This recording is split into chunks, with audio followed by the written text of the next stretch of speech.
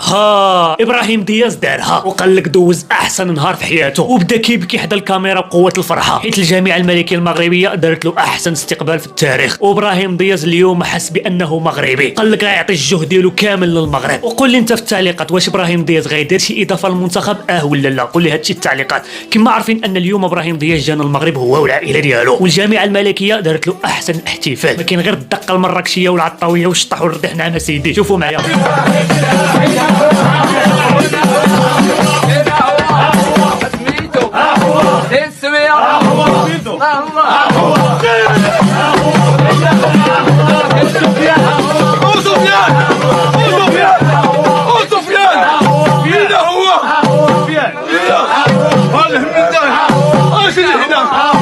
ابراهيم ها هو، فينا هو، سفيان ها هو. اما كاين غير الروينه والبلباله صراحه. ابراهيم دياز حاليا في الملعب كيترينر، واليوم غادي يتسحر